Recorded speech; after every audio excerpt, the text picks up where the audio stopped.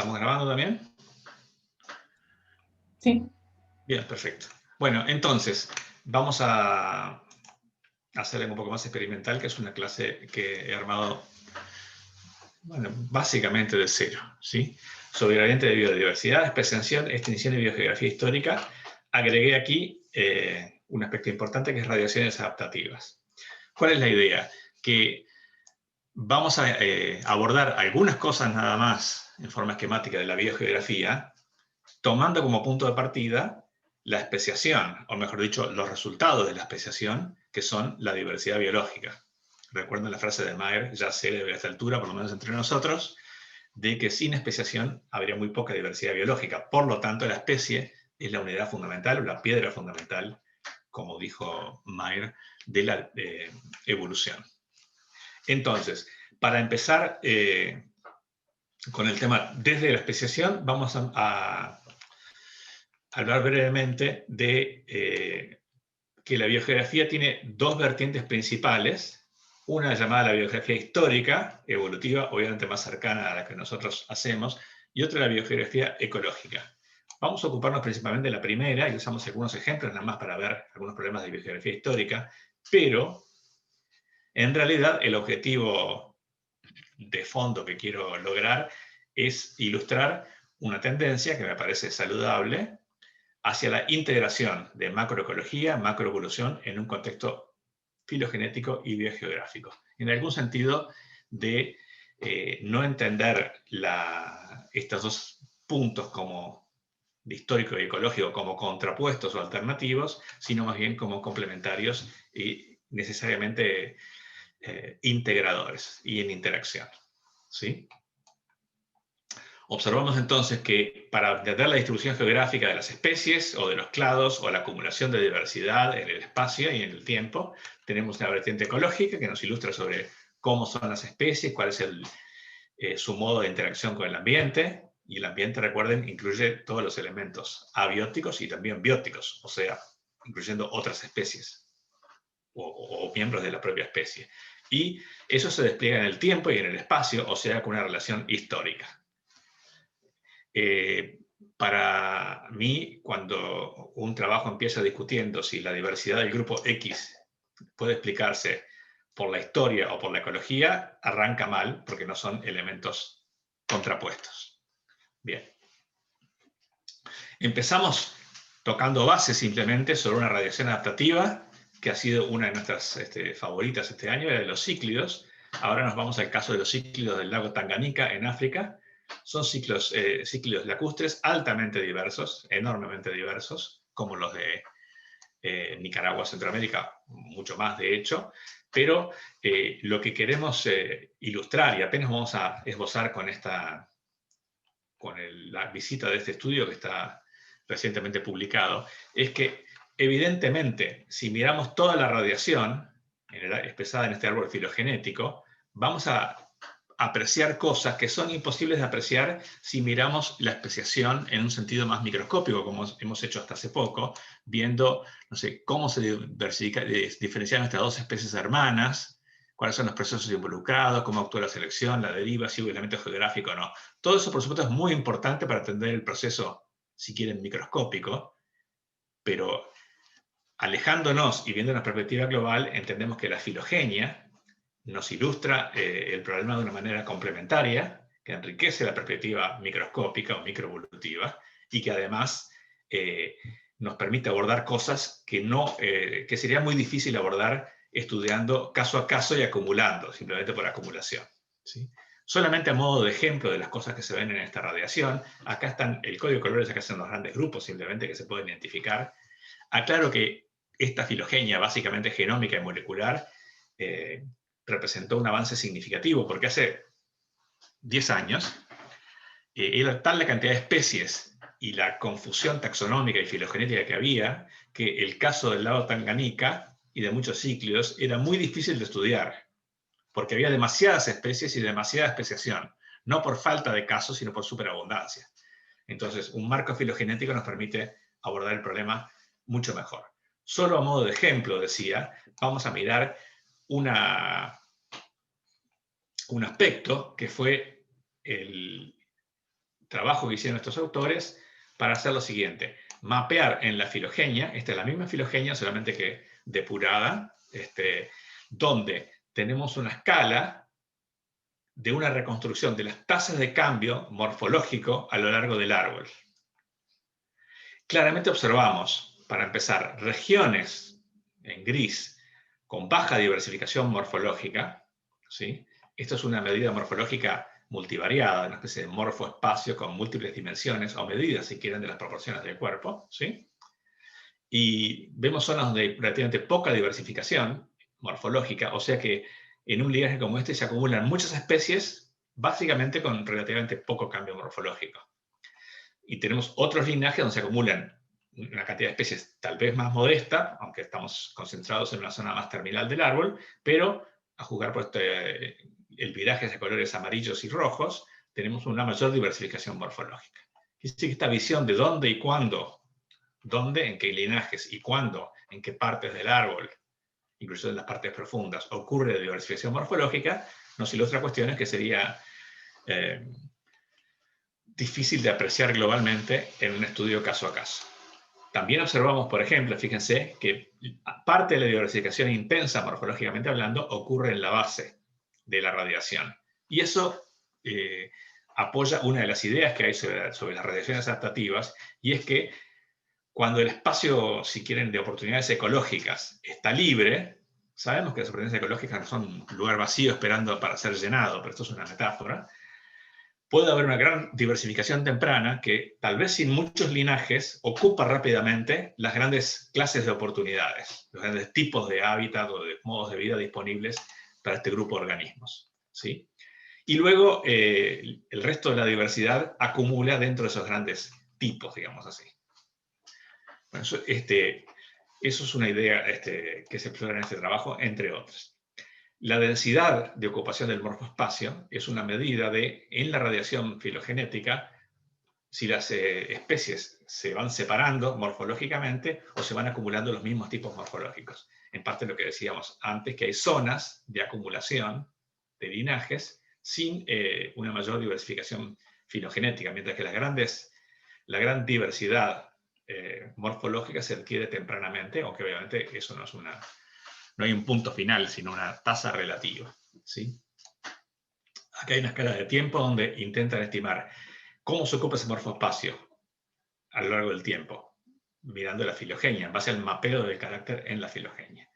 Hay una hipótesis nula de que simplemente cuanto más linajes, más se expande la ocupación del espacio, una especie de difusión aleatoria, usando un modelo de movimiento browniano, donde empezamos con un punto en el espacio morfológico y eso se va como difundiendo con el tiempo y con la acumulación de linajes.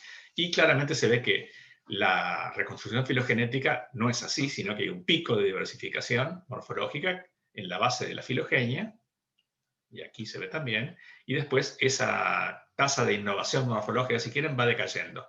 Hay más especies, hay algunos linajes que acumulan diversidad morfológica, pero globalmente la ocupación de grandes espacios de este morfoespacio es más temprana que tardía, ¿sí? Y esto se ve con variantes aquí también. Bueno, vamos a hablar ahora de el proceso. Noten, antes de abandonar este caso, noten que esta enorme diversidad ocurre en un espacio muy restringido. Quiere decir que las oportunidades ecológicas acá son las que ofrecen estos lagos volcánicos en muchos casos, oportunidades que son visibles, por así decirlo, a los cíclidos por sus particularidades morfológicas, su gran adaptabilidad ecológica. Hay razones anatómicas que algunos especialistas piensan están detrás de esto, una flexibilidad de la mandibular, etc. Pero aquí la ecología es local, si quieren. Y es sorprendente que esta gran radiación haya ocurrido en un espacio restringido, con una ecología relativamente acotada en cuanto a diversidad y a una gran velocidad en el tiempo. Bueno, lo de la diversidad en el tiempo también es importante porque es una filogenia calibrada la que nos permite decir si esto ocurrió en 100.000 años, 1 millón de años, 10 millones de años, etc. La escala global acá está cerca de los 8 o 10 millones de años aproximadamente. No es realmente todo esto el producto de la especiación rápida y reciente. Esas son las ramas terminales, digamos así. Hay una historia relativamente profunda de diversificación del grupo. Bien. Ahora sí vamos a movernos al gradiente de biodiversidad, tema que ustedes ya, sobre el cual han leído algunas cosas también, para ver radiaciones en un espacio ecológico y geográfico más amplio. También temporal en algunos casos, más profundo. Bien, tomamos como ejemplo un trabajo vinculado a la lectura que ustedes tuvieron del trabajo de Richard Stevens sobre la diversidad en murciélagos, ¿sí? Y está claro que existe lo que se llama, o refleja este caso particular, una cosa más general bien conocida, que es el gradiente de biodiversidad, gradiente latitudinal de biodiversidad, con una gran acumulación de especies en los trópicos y una diversidad que decae hacia latitudes más altas, tanto en Norteamérica como en Sudamérica. Acá hay una gráfica sencilla de la edad relativa de los taxones, ¿sí?, a lo largo de la latitud, y está claro que este gradiente tiene un componente histórico en el sentido que, en general y en promedio, la antigüedad relativa de los ancestros de especies localizadas a altas latitudes es menor que la antigüedad relativa de los ancestros de especies o grupos, en general, taxones, en las latitudes bajas, o sea, en el trópico. Eso significa que los trópicos pueden cumplir varias funciones. Por un lado, son la fuente de muchas radiaciones que luego se expanden hacia las altas latitudes. Por supuesto que, siendo esto biología, habrá contraejemplos de cosas especializadas a altas latitudes que difunden en algún sentido hacia regiones templadas o aún tropicales. Eso primero. ¿Qué tenemos acá? Lo segundo son a su vez reservorio o repositorio de diversidad. La diversidad se genera y también se acumula en los trópicos. Y recuerden que en nuestros tiempos, los últimos 5 o 10 millones de años, han estado afectados por ciclos climáticos glaciares, con lo cual parte del problema es que la diversidad presente en las altas latitudes se ha visto barrida por glaciaciones en las fases glaciares de esos ciclos múltiples veces. Entonces, no es un tema solamente de que haya poca especiación, si es que fuera el caso a altas latitudes, sino es un tema de que las especies que hay en parte son eliminadas y hay que volver a empezar de cero para reconstruir la diversidad biológica a altas latitudes.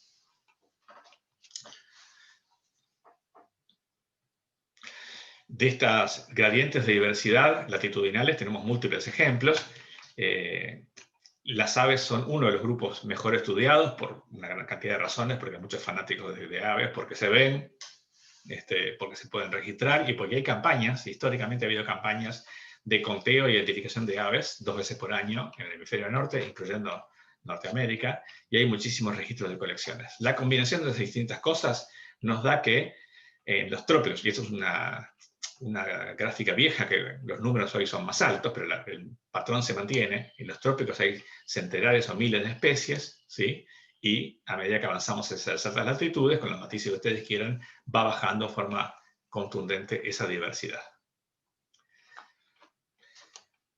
Otros datos de correlatos ecológicos, de aves también, pero en este caso de Gran Bretaña, es el número de especies observables y la temperatura en verano, y hay una relación positiva, es decir, en las regiones relativamente más templadas coexiste un número mayor de especies. Bien. El gradiente latitudinal, acá visto un trabajo clásico de diversidad marina, vemos que tanto en el Atlántico como en el Pacífico tenemos una zona, no solamente el Ecuador, sino una zona en torno al Ecuador, una zona tropical de alta diversidad, incluso en este caso puede ser mayor un poquito alejado del Ecuador que en el Ecuador mismo, por razones particulares de cómo son las corrientes marinas, etc. Una gran diversidad tropical y consistentemente una caída de esa diversidad a medida que nos alejamos de los trópicos y avanzamos hacia latitudes más altas. Este patrón se ha visto que tiene más de 100 años de establecido, se ha visto confirmado 1 y 1000 veces globalmente, taxón por taxón, de la manera que ustedes quieran.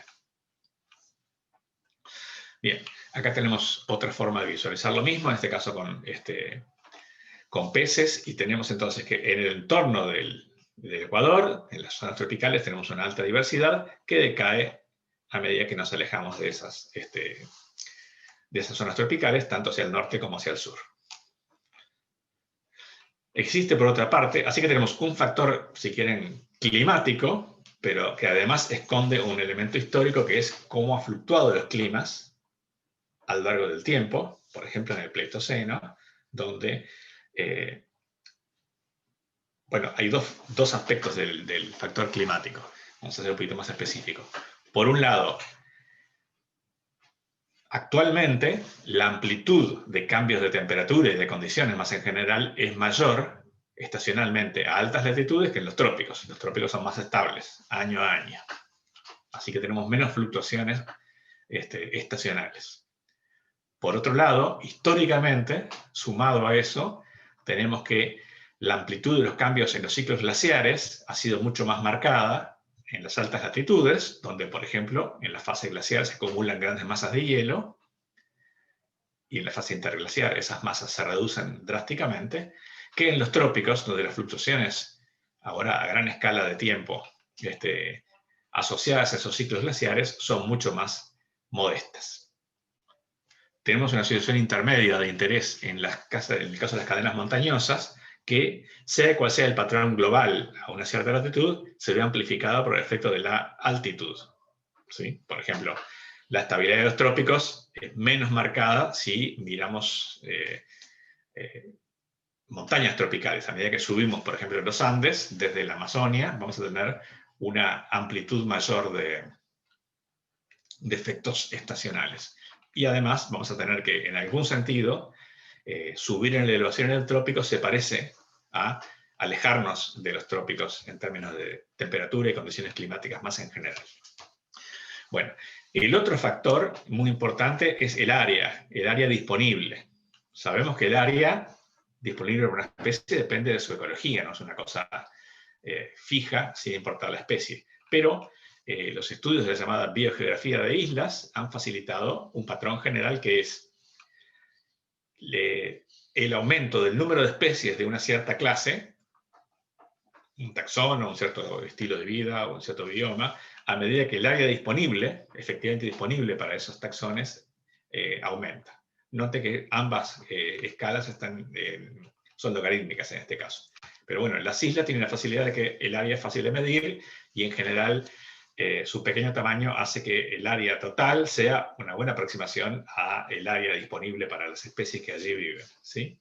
Bueno, este patrón se ha visto muchas veces, pero básicamente tenemos que a medida que nos movemos de islas pequeñas a islas más grandes, aumenta el número de especies que existen en la actualidad en esas islas. Este patrón de la relación área-número de especies, que es clásica de la biogeografía de islas o insular, es generalizable. Si ustedes toman el área disponible para las especies y se mueven del trópico, por ejemplo, a altas latitudes, van a tener un patrón análogo, aunque en ese caso pueden no haber límites precisos del tamaño de las áreas.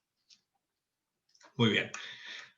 Por cierto, volviendo al gradiente de latitud, de diversidad latitudinal, en general, el área ocupada por las especies en los trópicos es menor que el área ocupada a altas latitudes, por razones ecológicas que no vamos a detallar ahora. Quiere decir que tenemos más empaquetamiento de especies a altas latitudes por una suma de que hay más diversidad, menos pérdida por fluctuaciones climáticas y también porque las especies, entre comillas, ocupan menos espacio de la ecología. Se pueden empaquetar mejor porque requieren menos área en promedio las especies tropicales que las especies de áreas de altas latitudes.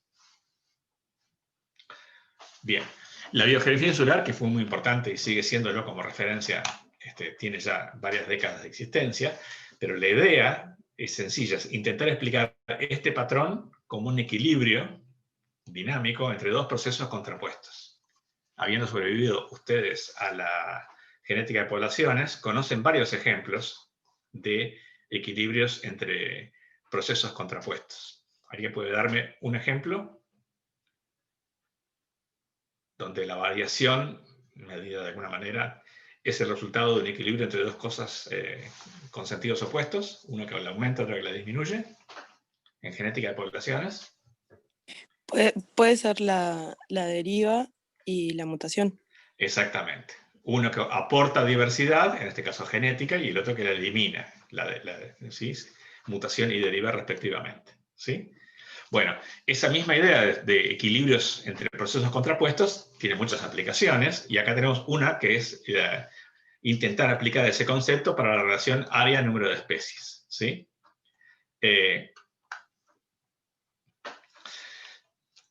Y esa explicación tiene varios factores, digamos, para incorporados a un modelo relativamente sencillo. Lo vamos a ver en términos cualitativos, no en la formulación matemática del mismo. ¿Sí?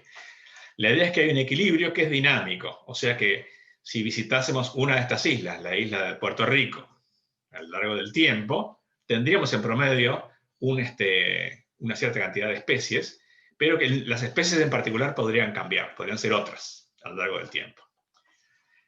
A escala ecológica, que fue el propósito inicial del modelo de biogeografía insular de MacArthur y Wilson, ¿sí? A escala ecológica descontamos la especiación, la dejamos de lado. Así que pensamos en una isla como un receptor de variación desde un continente, desde una fuente, por inmigración. Agrega especies la inmigración. Nótense que si agregamos especiación local en la isla, entonces tenemos un plus acá, pero no cambia la forma general del modelo. Tenemos una fuente de nuevas especies. Clásicamente, inmigración. Podría ser especiación agregada al proceso. Y por otro lado, tenemos un proceso que elimina especies, que es la extinción. Por la razón que sea, cada tanto en una especie le va mal y se extingue. Bueno, ese equilibrio dinámico es que se espera un número, entonces, de equilibrio que aumenta ese valor de equilibrio, el número de especies, con la inmigración y se reduce con la extinción. ¿Qué factores, a su vez, proponen ellos en este modelo de islas para explicar variación en la tasa de inmigración? Bueno, proponen un modelo de cercanía al continente. Estas islas caribeñas, por ejemplo, dicen, bueno, cuanto más lejos del continente, menos chances de que haya inmigración. O sea, el aporte de la inmigración es función de la distancia. Y por otro lado, cuanto más pequeña sea la isla, independientemente de su ubicación, mayor la probabilidad de extinción, lo cual parece razonable también. Entonces, tendríamos que este equilibrio se corre. Si tenemos más inmigración, ¿sí? Tenemos más especies, y si tenemos islas más grandes, tenemos más especies. El juego de esos dos factores y las causas subyacentes son las que marcan el equilibrio. ¿Sí? Bueno, lo interesante de este modelo, que da una explicación sencilla y discutible y que se puede enriquecer en el tiempo, es que nos permite visualizar las probabilidades de acumulación y persistencia de biodiversidad en un área determinada en función de procesos subyacentes relativamente simples. Y esto se ha aplicado a muchísimas cosas. Por ejemplo, una reserva biológica. ¿Sí? Comparen, por ejemplo, el tamaño de nuestras áreas protegidas, asumiendo que estén protegidas, que son de decenas o centenares de hectáreas, al tamaño de una área protegida como un parque nacional, ya no digo en Estados Unidos, sino en Argentina, que son de decenas o centenares de miles de hectáreas. ¿Sí? Bueno, evidentemente, aún en las mismas condiciones ecológicas, la probabilidad de extinción para una especie que vive en ese lugar es mayor cuando el área disponible es pequeña, porque la población es más pequeña, está más sujeta a fluctuaciones al azar, una invasión de una enfermedad, por ejemplo, puede causar estragos y llevar a la población a la extinción, y una población más grande, un área protegida más grande, tendrá más chance de que esos factores, aunque siguen existiendo, se verán atenuados en sus efectos. ¿De acuerdo? Lo mismo, si tenemos una reserva aislada de otros ambientes vinculados que son reservorios también de las especies de interés, bueno, los cataclismos locales tendrán menos oportunidades de ser compensados por inmigración. Entonces, el aislamiento también contribuye negativamente a preservar la diversidad en esa hipotética reserva que estamos considerando. Entonces, aunque la situación es distinta y no son islas, en algún sentido el modelo se mantiene válido, porque hay un tamaño de área que importa y hay un aislamiento más conceptual, aunque no haya mar de por medio, la separación entre ese parche y otros parches de hábitat que funcionan de una manera globalmente análoga. Bien. Esto es como el enfoque ecológico del problema, aunque como ven tiene muchos ingredientes históricos a su vez. ¿Sí? Bueno, este esquema nada más que para mostrar como si movemos una de las gráficas conceptualmente en función de una variación de un factor que está detrás, la distancia de la fuente, entonces cambia el equilibrio. Si la fuente es más lejana, esta relación se corre, se mueve para acá, y entonces el equilibrio está en un menor número de especies. Y así sucesivamente. Bien, eso lo pueden ver gráficamente después, y además ya lo conocen de cursos de ecología, es algo bien clásico. Bien. Otros efectos más sutiles del gradiente latitudinal, factores ecológicos si quieren, son efectos de la temperatura del ambiente sobre procesos subyacentes, como por ejemplo las tasas de evolución molecular y las tasas de especiación. Acá hay un trabajo clásico donde en animales marinos típicamente se ocupan fundamentalmente de organismos ectotérmicos, ¿sí? La temperatura promedio del océano, que por supuesto varía con la latitud, también afecta, según este trabajo, las posibilidades de las tasas de especiación. Vamos a introducir ya mismo una aclaración de que especiación en realidad acá es una expresión un poquito desafortunada, porque lo que nosotros vemos cuando miramos especies en el presente y las miramos hacia atrás, por ejemplo en una filogenia, es la diversificación, que es la especiación menos la extinción.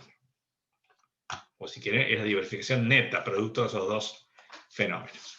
¿Está bien? Pero bueno, hay una relación sutil pero interesante entre la probabilidad de especiación, según este trabajo, y la temperatura del agua. También en este trabajo muestran una posible correlación entre la latitud inversa, entre la latitud y la probabilidad de cambio genético de mutaciones por efecto de la temperatura, que afecta la inestabilidad del ADN y según este trabajo podría propiciar a altas latitudes una mayor tasa de mutación, oferta mutacional si quieren en las poblaciones. Bueno, aquí siguen no solamente el número de especies que se acumula, lo que puede estar sujeto a impactos en relación a la posición en el gradiente latitudinal. Bien.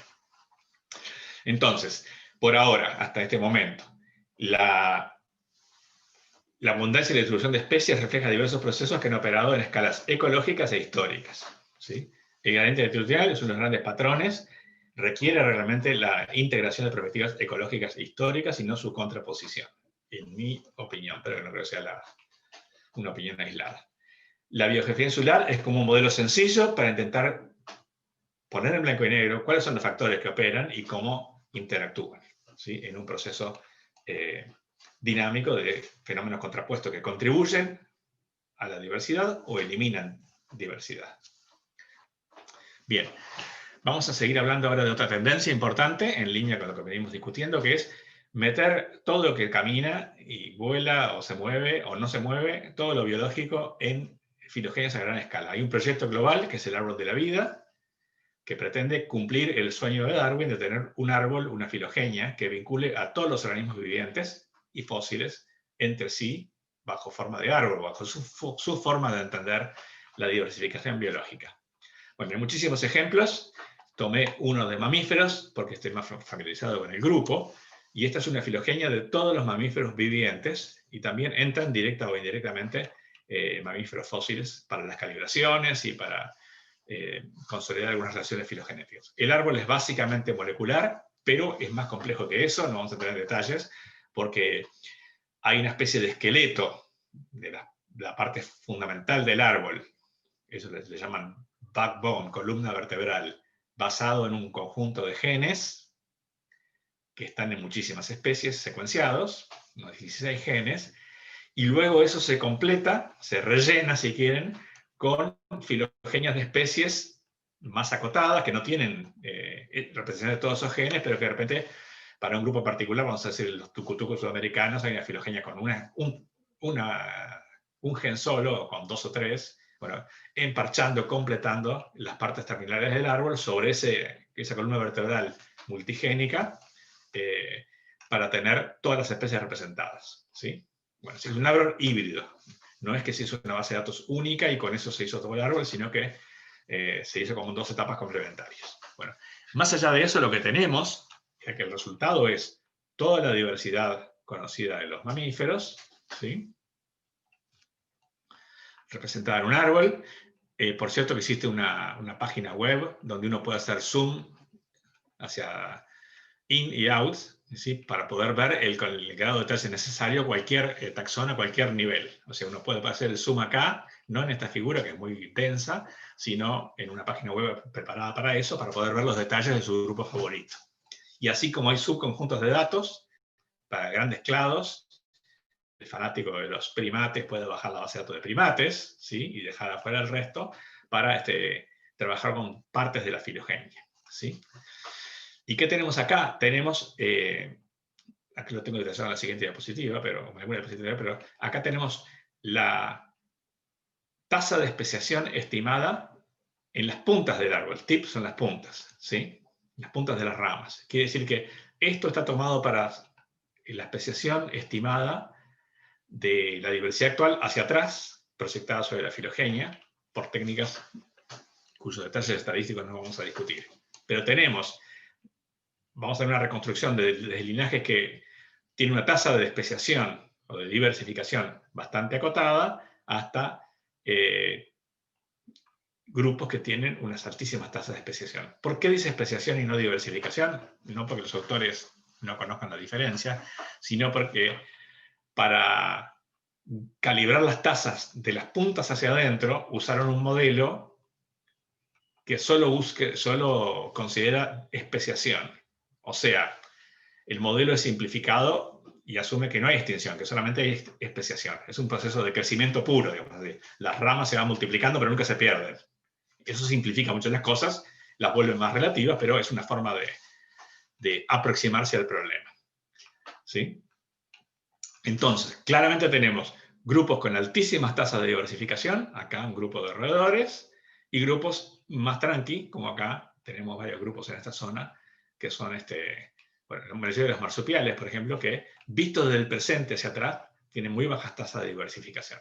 Por supuesto que eso llama a preguntarse biológicamente, y en términos históricos también, cuáles son los factores que pueden afectar esa cuestión. Pero tenemos grupos que llaman la atención por su gran diversidad, y grupos y diversificación rápida, a jugar por esta reconstrucción, y grupos mucho más cansinos en su diversificación y todo un gradiente de posibilidades. ¿Qué hacemos entonces? Bueno, podemos tratar de buscar factores biológicos, características de los organismos, su estilo de vida, si son voladores o no, si son diurnos o nocturnos, la masa corporal, la tasa metabólica, todos los factores que podrían influir en estas tasas. Y si queremos enriquecerlo desde el punto de vista geográfico y geológico, la ubicación en el gradiente latitudinal, las áreas disponibles, los biomas de los que están conectados, etcétera, etcétera. Vamos a hacer apenas una visualización mínima de esta parte. Déjenme mirar un poquito acá cómo estamos de hora. Sí, atrasados, como sospechaba. Bien. Seguimos entonces. Siguen viendo las diapos, ¿no? Sí. Bien.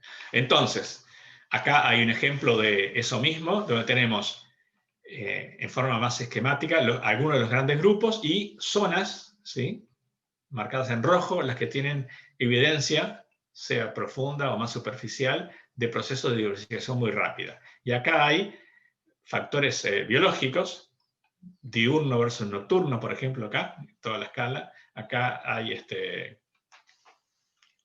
no veo el factor que tenemos acá.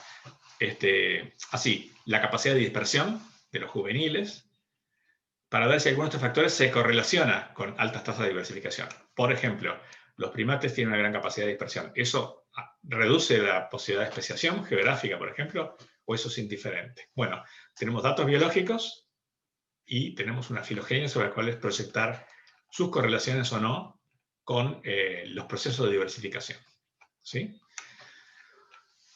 Un caso particular que vamos a ver apenas en cierto detalle es el de los roedores. Hay 3 grandes grupos de roedores. Acá están las liebres, que son el grupo, los lagomorfos, que son el grupo externo, de los hermanos de los roedores. Tenemos los cistricomorfos, roedores sudamericanos de tipo aperiá, carpinchos y afines. Los ciuromorfos, que en Sudamérica apenas están presentes en la parte norte, que son las ardillas y afines.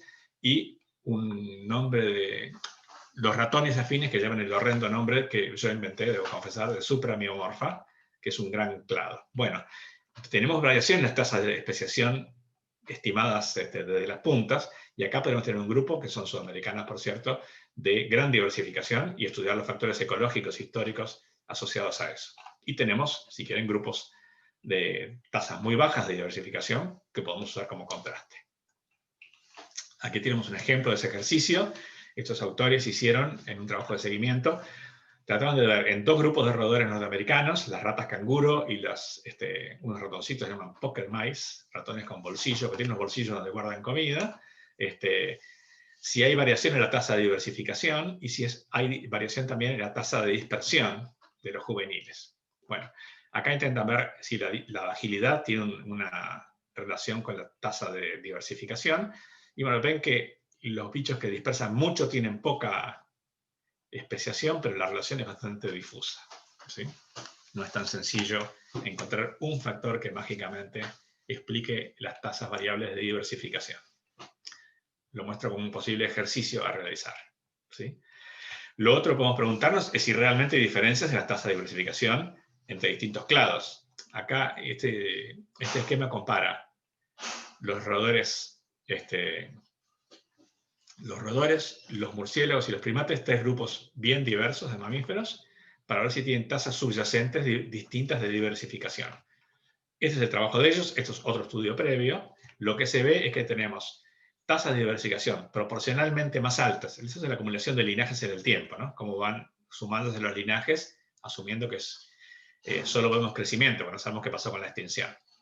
En roedores y murciélagos es notoriamente más alta que en primates. Esa es la conclusión principal de este ejemplo. Esto no nos dice las causas, nos dice el resultado, o visto a lo largo del tiempo del proceso. Bien. Usamos este esquema para explicar que la diversificación es un balance neto entre especiación y extinción. Y el sentido común y algunos modelos detallados muestran que no siempre es fácil distinguir en una simple línea o gráfica de crecimiento de linajes, ¿sí? Cuántos linajes tenemos a lo largo desde la raíz del grupo hasta el presente, como va subiendo ese número, pues un proceso de acumulación de ramas, porque no sabemos qué pasó con la extinción, como modificando la especiación y la extinción, cualquier combinación de estas, en este trabajo dice que produce el mismo patrón. Quiere decir que la diversificación neta es lo que vemos desde el presente con los taxones y su filogenia, y va a ser difícil distinguir cuál es el efecto de la especiación y el de la extinción. Vemos como el resultado neto. Como pasa si vemos solo la heterozigosidad, vemos el resultado neto. Hay que ir para atrás para ver cómo interactuaron y si es que cambiaron la especiación y la extinción para poder ver sus efectos particulares. Bien. Vamos a mirar un poquito más los roedores como ejemplo en 2 grupos de interés en Sudamérica, los cabiomorfos y los sigmodontinos. Y lo voy a hacer para mostrar cómo la ecología y la historia de estos grupos influye, ¿sí? Acá tenemos en general la riqueza de roedores, que son como 400 especies, ¿sí? Y vemos que claramente hay 2 factores fuertes que tienen que ver con la diversidad en Sudamérica, ¿sí? El Ecuador está por acá, ¿recuerdan? Bien. Tenemos, por un lado, las regiones tropicales, globalmente consideradas, tienen más diversidad que las altas latitudes. El gradiente latitudinal a la vista. Por otro lado, tenemos una zona de acumulación de especies, que es el bosque atlántico brasileño, básicamente, la llamada Mata Atlántica, en portugués. Tenemos otra zona que es la Amazonia, y tenemos una zona de mucha acumulación que no son solo los Andes, es la transición, son las laderas de los Andes, de alturas medias hasta la cuenca amazónica. Y acá tenemos el recambio, o sea, con qué velocidad cambia la composición taxonómica a medida que nos movemos en el espacio. Claramente, en los Andes tienen un papel fundamental porque como dijimos, el cambio de altura amplifica los cambios ecológicos, así que no sorprende que el factor andino esté marcado cuando miramos recambio espacial de especies y no solo cantidad de especies como acá. Pero vamos a mirar esta cantidad de especies distinguiendo esos dos grandes grupos para ver que no son iguales. El resultado neto de la cantidad total de especies es esta, pero en realidad hay factores detrás que son distintos para los dos grupos. Por ejemplo, fíjense, en los cabiomorfos tenemos un fuerte componente tropical en la Amazonia y las laderas de los Andes, así como en el bosque atlántico, y una caída hacia las altas latitudes. En sigmodontinos, ratones básicamente, ¿sí? Tenemos una diversidad tropical, se ve también en el bosque atlántico y la cuenca amazónica, pero sobre todo la cuenca amazónica asociada a las laderas de los Andes, inclusive regiones del altiplano, ¿sí? Si miran en detalle esta curva amarilla y roja, observen que está ligeramente corrida, sobre todo acá, con respecto a esta de aquí. Quiere decir que este es un grupo también tropical, pero más andino, aunque no exclusivamente, y con una respuesta en cuanto a diversidad, por ejemplo, en la Amazonia, bastante más pobre que la de los cabiomorfos. Recuerden los cabiomorfos, Aperea, carpincho, tucutucus, nutrias, todo esto. Estos son ratones y ratas neotropicales. Bueno, hay diferencias históricas, y no solamente ecológicas. El origen de este grupo africano es el clado estricomorfo y es mucho más antiguo en el continente. Este es de origen norteamericano, de otro clado distinto y mucho más reciente. Sorprende menos que este grupo haya, de repente, tenga una colonización más vinculada a una historia reciente. Y hay diferencias biológicas importantes. Estos son animales mucho más grandes, con tasas de gestación mucho más largas, atípicos para ser roedores, porque el roedor típico para nosotros es el ratón, digamos así, y estos son roedores mucho más pequeños, con tasas de gestación o tiempos de gestación mucho más cortos y una cantidad de diferencias biológicas importantes. Como vemos en estos contrastes, tenemos factores históricos de origen y antigüedad y biológicos de características de los clados que se combinan para empezar a explicar las diferencias entre estos dos grupos de organismos. No es solo la ecología, ni es solo la historia, ni ciertamente no son factores contrapuestos, ¿sí? En este trabajo más reciente, Maestri hace una diferencia de riqueza de especies, ¿no? Tenemos y se ve lo que acababa de mencionar. La diferencia se mueve a favor de los cabiomorfos en las cuencas tropicales, ¿sí? Y a favor de los sigmodontinos en las laderas y las altiplanos andinos. Y acá se ve lo mismo de otra manera. Bien, vamos a terminar entonces con algunos comentarios. Estos son solamente ejemplos de enfoques que están ahora operando. Por supuesto, falta toda otra capa adaptativa, que es la adaptación a escala genómica, que podemos incorporar a estos enfoques filogenéticos. Hace una semana o dos salieron artículos que, por ejemplo, un solo artículo provee más de 300 genomas nuevos de mamíferos, con lo cual la visión genómica se puede enriquecer enormemente ahora comparado con lo que se podía hacer hace unas pocas semanas. Observamos entonces una tendencia a la integración de perspectivas ecológicas e históricas, superando una falsa contraposición. ¿Y cómo son los análisis? Son filogenias, más historia geográfica y geológica y climática, y características biológicas, que no son fijas, pero importan y permiten contratar distintos taxones. Un tema que nos queda en el tintero es el de las radiaciones biológicas. Clásicamente se decía que las radiaciones son adaptativas, pero hay una tendencia a considerar radiaciones adaptativas solamente aquellas en las cuales se puede demostrar un factor ecológico que promociona la diversidad. Mi postura es más escéptica respecto a eso, así que les dejo pendiente la pregunta de si existirán realmente radiaciones que no sean adaptativas. Lo dejamos como un asunto pendiente. Bueno, así como esta clase interactiva es menos interactiva que otras, pero sí tenemos un espacio para preguntas, si alguien quiere hacer alguna pregunta o comentario o pedir ampliación sobre estos puntos, es el momento de hacerlo. Profe, a mí Sí. me quedó una duda con el término de inmigraciones. ¿Qué quiere decir? ¿Que son especies que se asientan en el lugar o que simplemente pasan por ahí?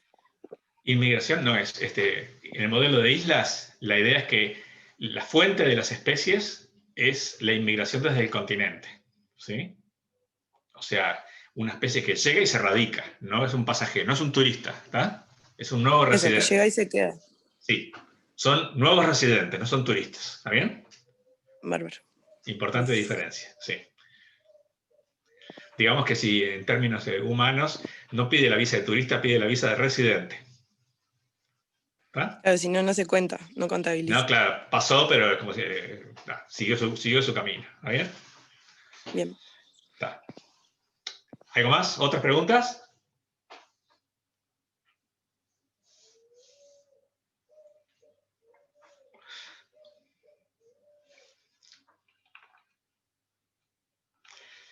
Bueno, si no hay más preguntas, terminamos por acá. Espero que les haya interesado y sobre todo espero haberlos convencido de dos cosas. Primero, que la macroevolución, la visión macro es importante, aunque no pensemos que se derrumba la microevolución y que la macroevolución es selección a nivel de especies. Es una perspectiva que es imperdible y que no se puede sustituir por hacer muchas cosas micro y dejar que se acumulen, digamos así. Y lo segundo, que espero que no compren o compren con escepticismo los intentos de contraponer las explicaciones ecológicas y las explicaciones históricas, que son dos aspectos que se están integrando. ¿Cómo se integran en estos momentos? Integrando clima, historia geológica, ecología y biología más en general, propiedades biológicas de los organismos, y filogenias, que es el modo natural de estudiar la diversidad, ¿no? La diversidad es producto o se manifiesta, deja como traza las filogenias, el grado de parentesco de las especies.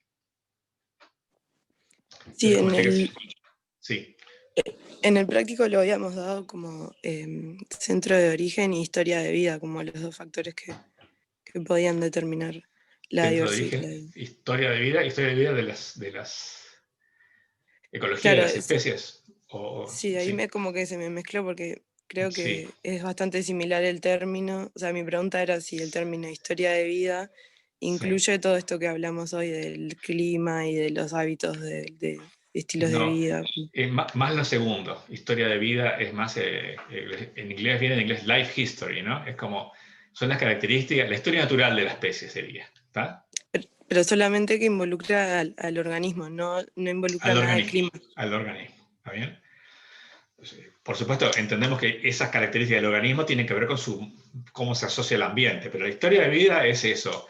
Eh, nace, la temperatura corporal, la dispersión, eh, la estructura de las poblaciones, ¿sí? ¿De acuerdo? Es el ciclo vital de los organismos en su especie y en el ambiente, digamos así. ¿Está bien? Bien. Ah. Y lo de latitud no entra dentro de historia de vida, es otro No, factor. claramente la especie existe en un cierto rango latitudinal, pero eso es cómo se vincula con el ambiente, ¿sí? En cambio, cuando hablo de factores históricos, no es historia de vida, sino histórico en el sentido de dónde viene el grupo, ¿no? El linaje, si es con un colonizador reciente de un continente o más antiguo, cómo se ha diversificado en respuesta a las oportunidades ecológicas, ya a escala más filogenética, si quieren, ¿no? Y geológica de tiempo. ¿Está bien? Bien, bien, Cuando nosotros miramos gracias. una especie hoy, la miramos como, su ecología la vemos como algo estático, ¿no? Decimos, bueno, la especie vive así, dispersa esto, tiene tales adaptaciones, lo vemos como un punto en el tiempo, ¿no? Y vemos los detalles de su ecología actual.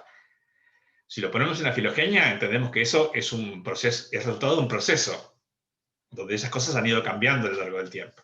¿Está bien? Cambio no quiere decir que sea cambio alocado, ¿no? Porque hablar, visto la expresión conservación de nicho, donde la idea es que sí, la diversificación va ocurriendo y los nichos van cambiando, pero hay una cierta inercia, o sea que una especie que tiene un vínculo con un ambiente boscoso, si va a dejar especies descendientes, puede cambiar, pero en principio serían también especies de bosque, ¿no? Lo más probable, como que el nicho tampoco cambia de forma alocada. Hay una inercia filogenética sobre esas características adaptativas. Pero eso, si paramos a pensar, a esta altura debería ser natural, que la evolución es adaptación y cambio, adaptación y conservación, ¿no? Descendencia con modificación, diría Darwin. O sea, descendencia es la parte conservadora. Los descendientes se parecen a los ancestros. Con modificación también puede cambiar, ¿no? Ese es el equilibrio. Por eso siempre hay una inercia histórica y una oportunidad de cambio. Es un poco el contrapunto entre un efecto conservador y un efecto innovador. ¿Está bien? Muy bien. Cerramos por acá entonces. Muchas gracias. Paramos de grabar, Maite.